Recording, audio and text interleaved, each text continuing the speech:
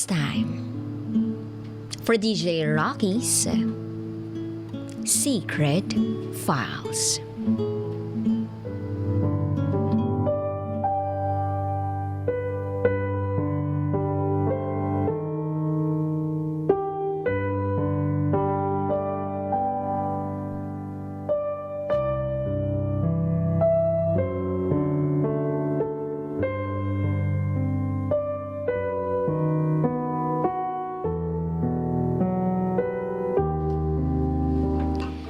Nahuli kong magkapatong ang boyfriend ko at ang tita ko sa sarili kong kama.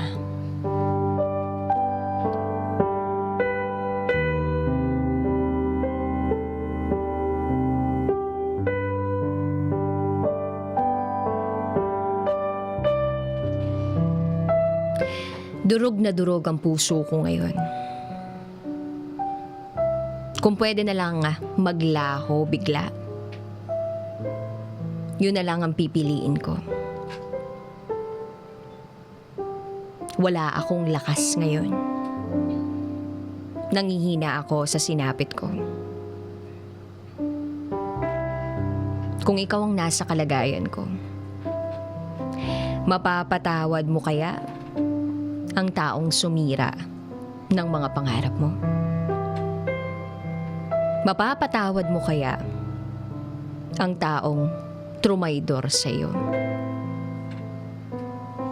Mapapatawad mo ba ang taong pinagkatiwalaan mo ng sobra-sobra, pero lolokohin ka lang pala?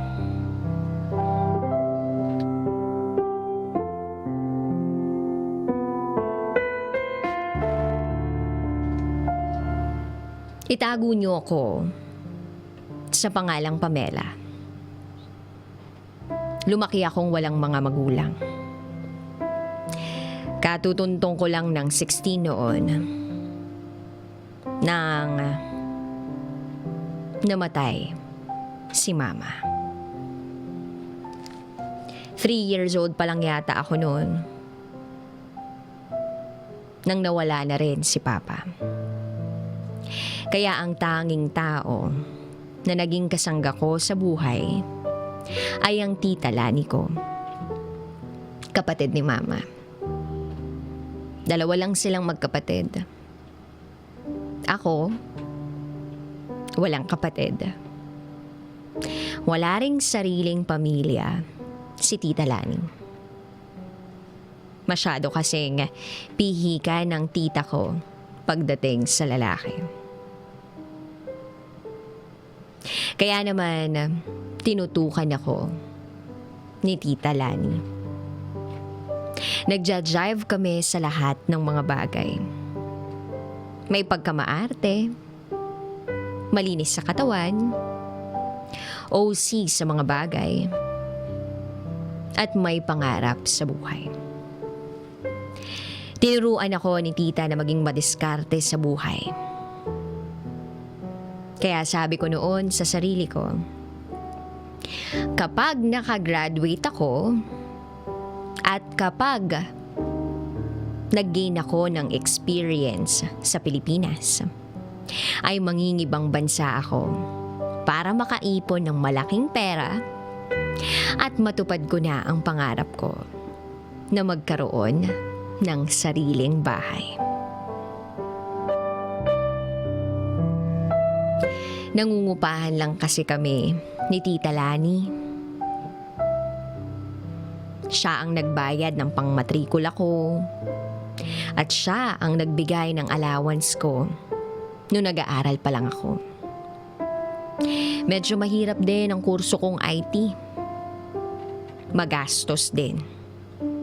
Pero dahil wala namang sariling pamilya si Tita Lani, at meron naman siyang magandang trabaho sa Pasay, ay naging maganda ang takbo ng buhay namin. Kaya ginawa ko ang lahat. At ginawa ni Tita Lani ang lahat. Mapagtapos lang ako ng pag-aaral.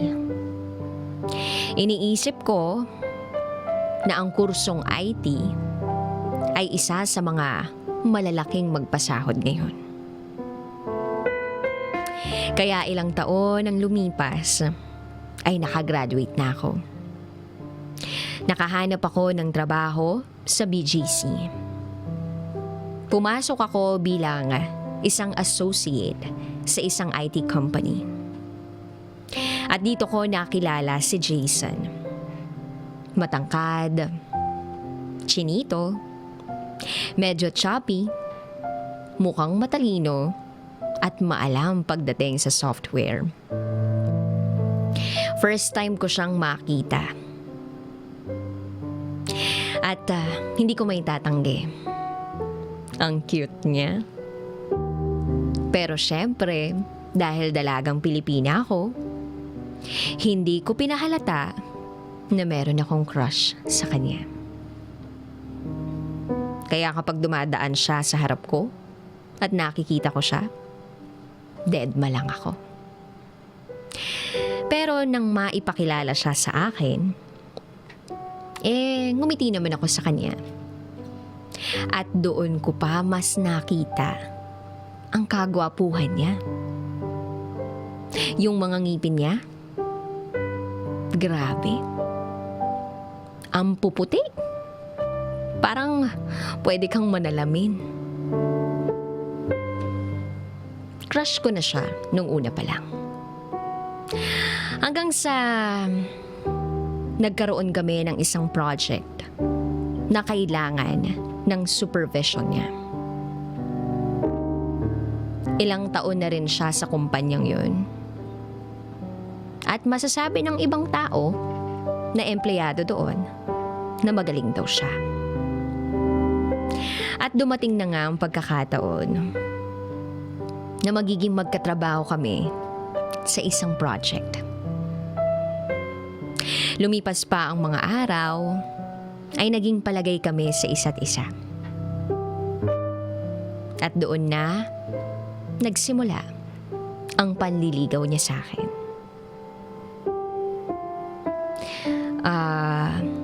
Pam, paano kung sabihin ko sa'yong napafall na ako sa'yo? Sabi niya sa akin. Siyempre hindi ko pinahalata na medyo kinilig ako. Kaya ang sabi ko, ha? At naging seryoso ang mukha niya. Sabi niya, gusto kitang ligawan. Sa ayaw at sa gusto mo, liligawan kita. Siyempre parang tumatalo ng puso ko nang marinig ko yun. This is it, pansit, sabi ko sa isip-isip ko. Pero ayokong ipahalata. Kasi, ang sabi sa akin dati ni Tita Lani, may mga lalaki talaga na magaling lang sa salita. Pero kapag naging kayo na, pag sinagot mo na siya, magiging kampante na ito. At hindi na mag-e-effort. Kaya ang maganda daw ay magpaligaw daw ako. Kaya pumayag ako na ligawan niya ako. Medyo kinakabahan nga lang ako kasi unang beses kong magpapakilala ng manliligaw kay Tita Lani. Hindi ko alam kung ano magiging reaksyon niya.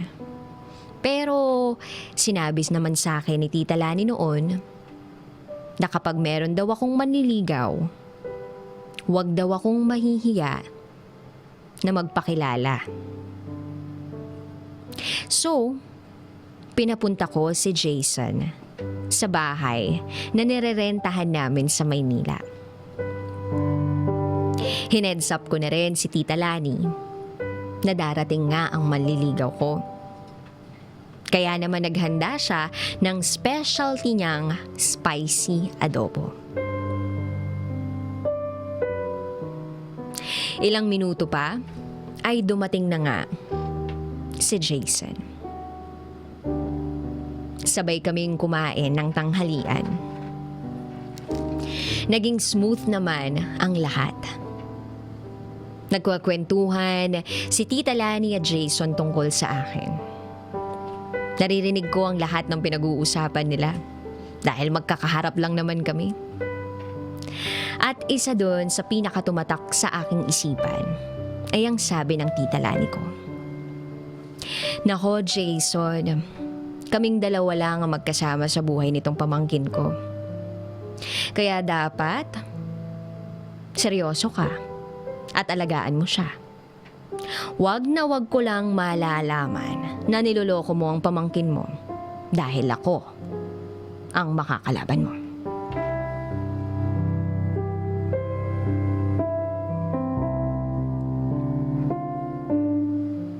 At agad namang sumagot si Jason ng, Opo naman, Tita Lani. Aalagaan, poprotektahan at mamahalin ko si Pamela. Higit pa sa buhay ko. Makakaasa po kayo dyan. At ayun na nga.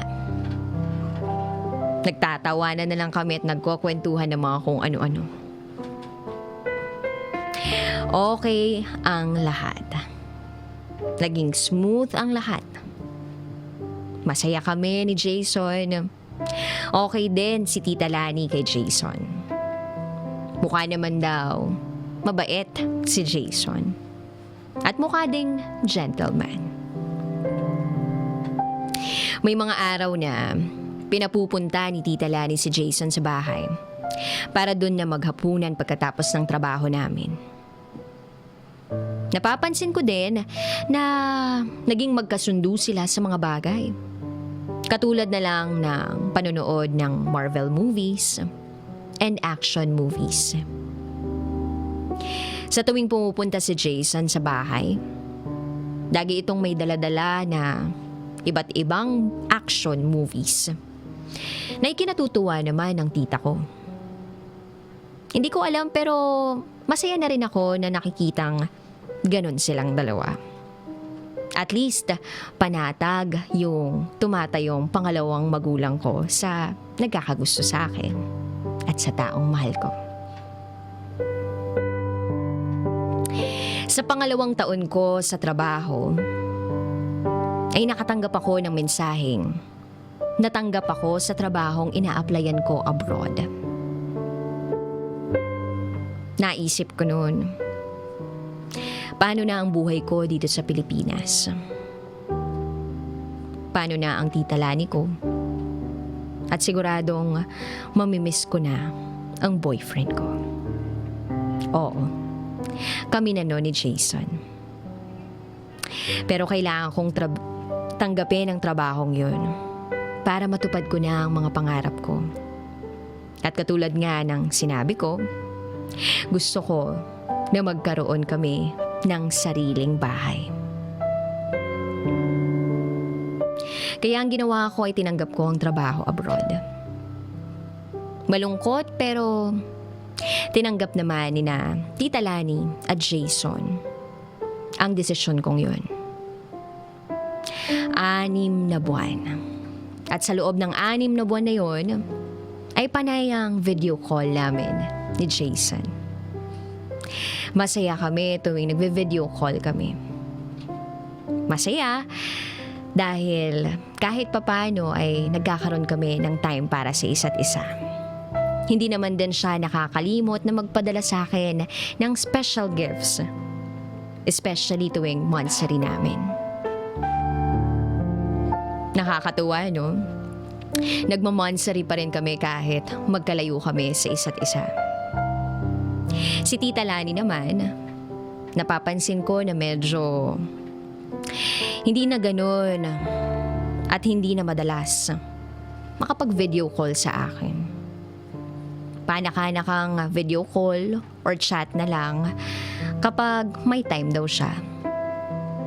Ang sabi niya lang sa akin ay mag-iingat ako. Hanggang sa naisipan ko na at natapos na ang kontrata ko, uuwi na ako ng Pilipinas. Hindi nila alam na uuwi na ako ng Pilipinas.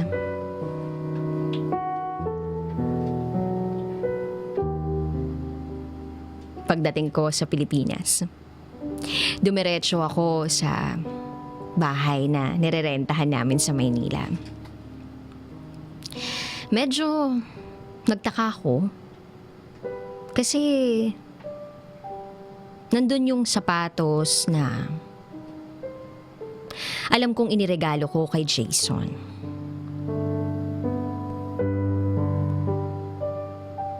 Pero naisip ko baka may ibang bisita si tita. Sapatos na pamilyar sa akin. Naririnig ko yung tunog ng telebisyon. Malamang ay nanonood na si tita. Kako sa isip-isip ko. Gusto ko lang ibaba lahat ng mga gamit ko at dederecho na ako para makipagkita sa taong pinakamamahal ko.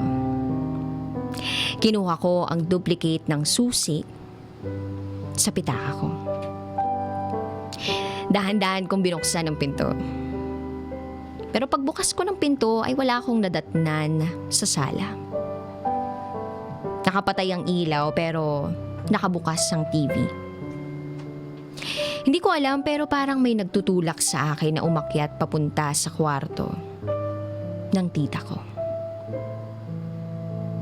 Ibinaba ko muna yung mga bagahe ko sa sala.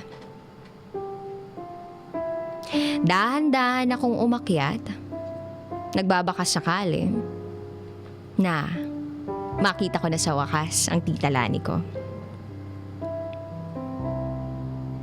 Sir, hindi ko na natuloy ang sasabihin ko. Natigilan ako.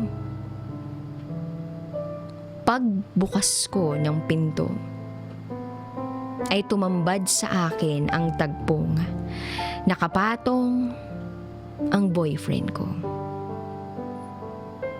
kay tita Lani ko.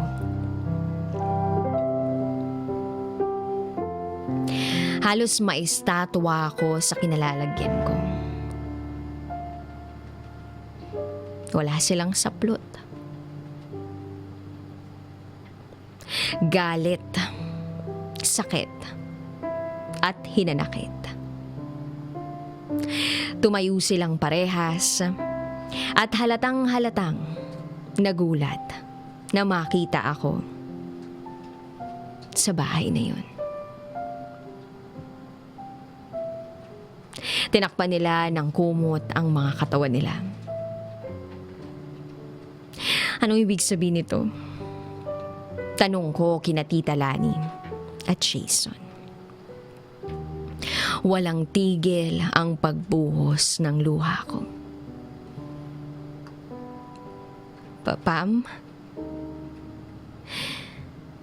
Yan lang ang tanging nasabi ni Jason. Ang kakapal ng mga mukha ninyo. Mga walang niya kayo. Ubod kayo ng sama. Ang kakati nyo. Kailan nyo pa ako niloloko, ha? Pagwawala ako sa kwartong yun, pinagpapaluko ang katawan ng boyfriend ko. Sorry lang ng sorry, ang sabi ni Tita Lani. Walang kasing sakit ang nakita ko sa kwartong yun. Pagkatapos nun, umalis ako nun. Tumuloy ako sa isang kakilala ko. Doon ako umiyak ng sobra-sobra. Umuwi ako ng Pilipinas. Umaasa ako na matutupad ko na lahat ng mga pangarap ko. Pero yung mga taong pinagkakatiwalaan ko, sisirain lang pala nila yun.